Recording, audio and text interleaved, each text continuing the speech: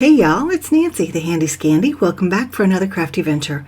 Recently, Whimsy Stamps released the Fruity Red Rubber Background Stamp, and I did a product reveal over on the Whimsy channel, and I wanted to show you just a couple other ways that I've used this fun stamp. So you can see it's a 6x6. I'm inking it up, actually with just some white pigment ink that was sitting on my desk, and I'm stamping it over the top of a gel plate pull from a recent gel plate play day. I am embossing it with some rose gold embossing powder from my stash. I'm heating it from the front and from the back. And as it's still warm, I go back and I add more of that embossing powder. It just adds more of a grungy look. It adds some deeper layers, if you will, some thicker texture in different spots. And here you can see that I've trimmed that down and I've mounted it to some tags. And you can see at the top and the bottom that didn't fit. the gel plate pull and the embossing did not fit perfectly, but I went back in with a bunch of fun and pretty coordinating scraps from my stash, and I just added them to the top and the bottom. It adds some texture, it adds some interest, and it fills in those ugly gaps. But I've also used the Berry Sweet stamp set, which was also released recently with the Fruity, and it coordinates so well. I've used different images from both stamps, fussy cut them out, mounted them up, and went around them with either some Stabilo pencils or some watercolor pencils just to add some texture and some dimension and some depth.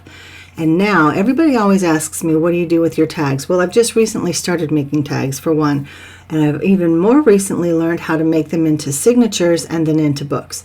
So this is how I do it. I take a 2x2 inch strip that should go from the bottom to the top where that first notch is, and then you just mount it down, and that's exactly what I've done. So you can see all those different textures, all those layers, those scraps, and now it's a signature, and it will ultimately go into one of my tag books. So here I've stamped out the whole image. I've stamped it out onto some watercolor card, and I've embossed it with some black embossing ink or embossing powder, and then I watercolored about like half of a rainbow. And now I'm taking these pieces of black cardstock from my stash, and I'm not fussy cutting, partial die cutting with this, what is it called? The Slimline Fancy Frames die, because I'm making too many slimlines. So this is another die from that same set. And so I will be mounting the fruity panels onto the black panels, and it'll make them pop a little bit.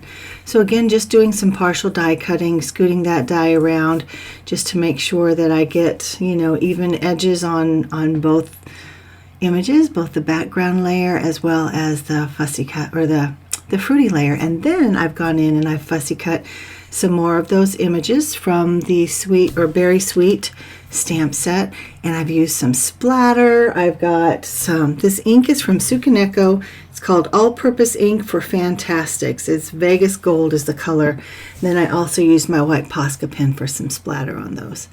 And again, here they are, all done. Different ways to use this stamp for sure.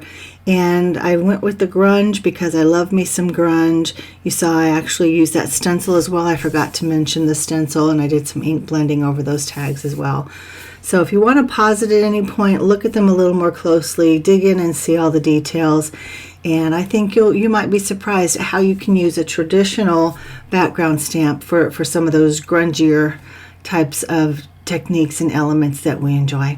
So guys, thank you so much for spending some time with me. If you like this video, give it a thumbs up. If you want to see the product reveal video over on Whimsy Stamps, I will link that downstairs so you can see that first card that I made. Completely different from these. And until next time, I'll meet you downstairs in the comments. Mwah! This is Nancy, the Handy Scandy, and I'm out.